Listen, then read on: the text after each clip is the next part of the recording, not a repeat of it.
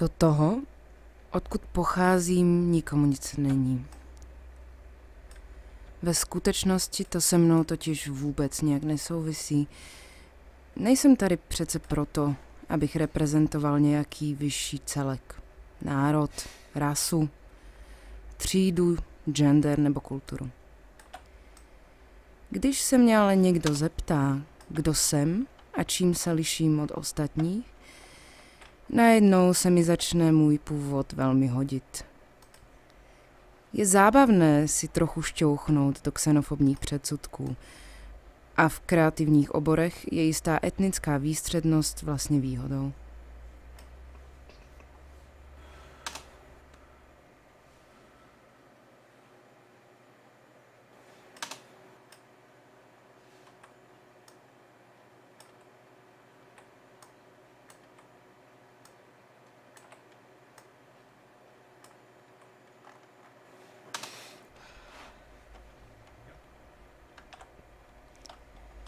Abych vyjádřil svůj nezaměnitelný pohled na svět, musím přijít na ty správné prostředky.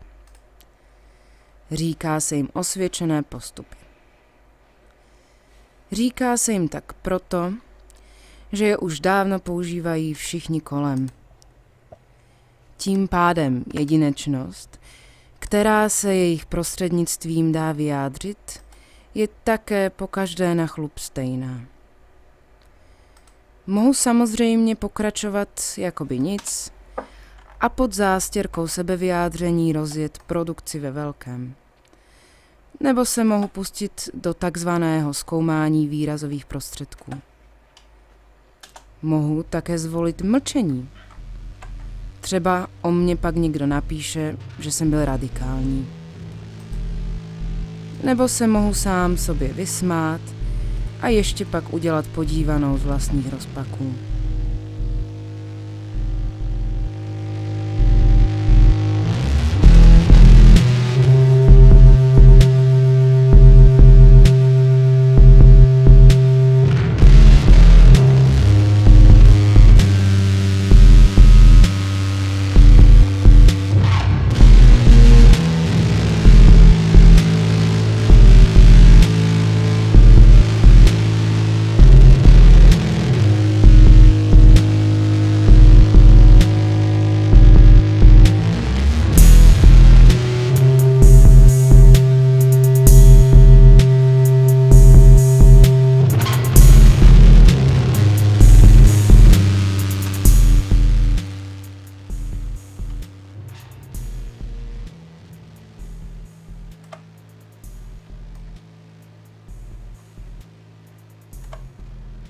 Všechno to jistě má neodmyslitelný společenský význam.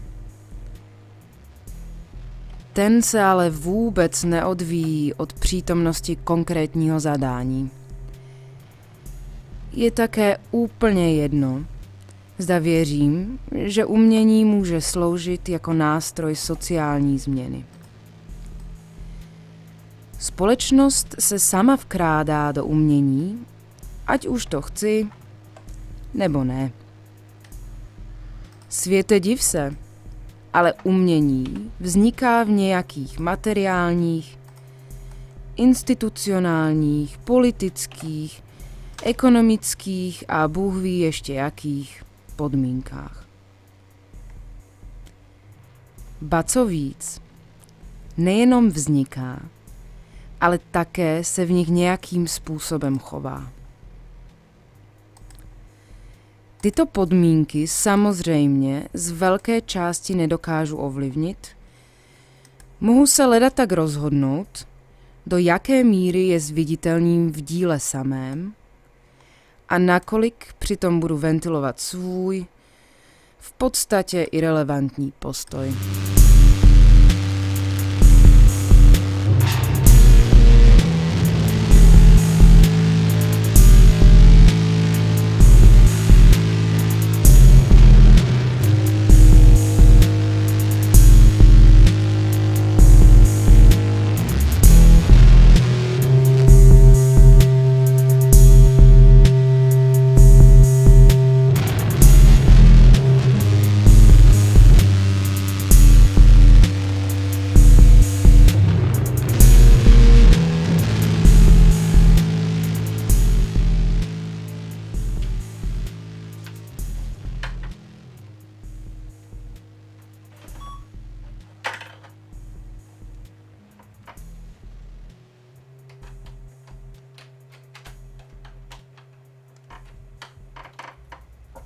Má umění revoluční potenciál? Je zdrojem utopických představ? Je ilustrací takzvaně realistického názoru, že neexistuje žádná alternativa? Nebo se snaží dotknout reálna, k němuž nám byl zapovězen přístup? Sví se v agonii negace nebo afirmuje svou neredukovatelnou pravdu? Je symptomem problému nebo návrhem řešení? Přiznám se, že žádná z předestřených možností mi nedává sebe menší oporu, když přemýšlím o tom, co mám dělat. Ptát se na budoucnost ale přece v prvé řadě znamená právě rozhodovat se, co udělám. Jaký bude můj příští krok? Jak bych se měl zachovat ve stávajících podmínkách? Už jsem zkusil lecjaké varianty, ale zatím jsem přišel pouze na to, že se nejde rozhodnout správně. Krásná duše, která chce mít čisté ruce, jenom odsoudí své ruce k nečinnosti.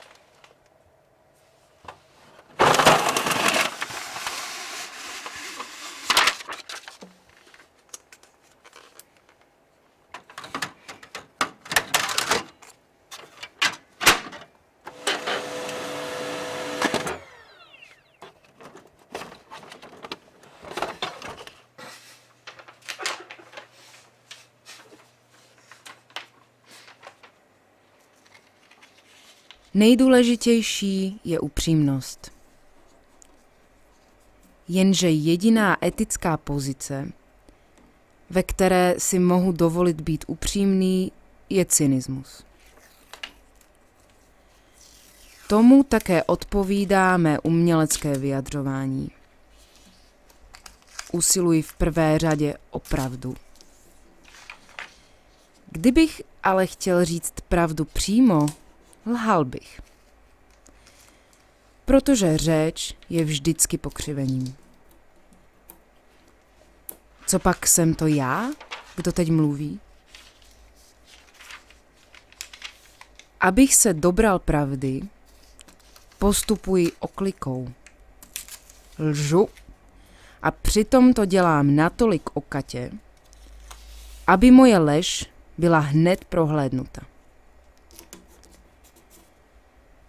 Pokud máte rádi pravdu, je pro vás ironie nezbytností.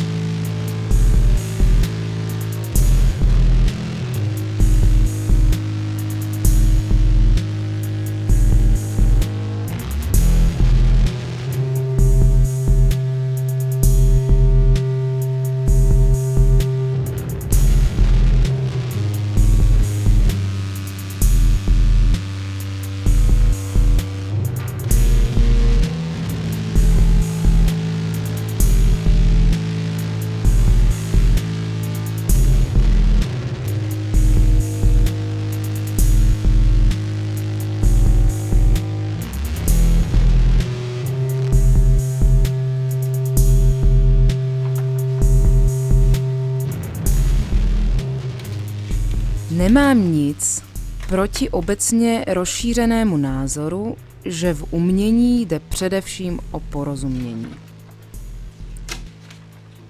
S tím, jak význam díla postupně nabývá určitějších obrysů, začínáte také lépe chápat sebe sama. Ukončit tento proces příliš brzo by znamenalo jít proti smyslu věci. Proto dílo nesmí být moc srozumitelné. Nejlepší způsob, jak vyjít vstříc publiku, je úplně se na něj vykašlat.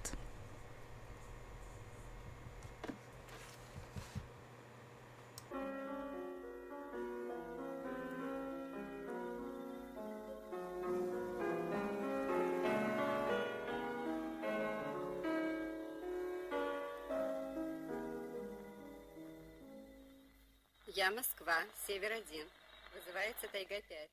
Вызывается Тайга-5. Тайга-5. Сообщаем. Для геологических партий 12, 16, 21 результаты анализа шихты, присланы соответственно 1, 3 и 7 января этого года.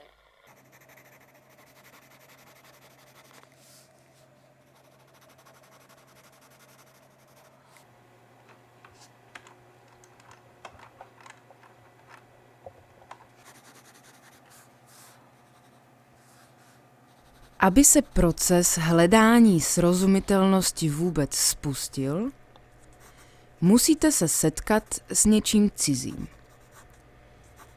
Zároveň by vám to ale mělo být něčím blízké. Jinak byste asi vůbec neměli potřebu o porozumění usilovat. Snažím se proto ukazovat blízké jako cizí. Představte si, že se po mnoha letech vracíte do bytu, kde jste kdysi žili. V něčem je vám důvěrně známý, zároveň ale zjišťujete, že se v něm dávno zabydlel někdo jiný. Už vám to tu nepatří a také vy sem už nepatříte.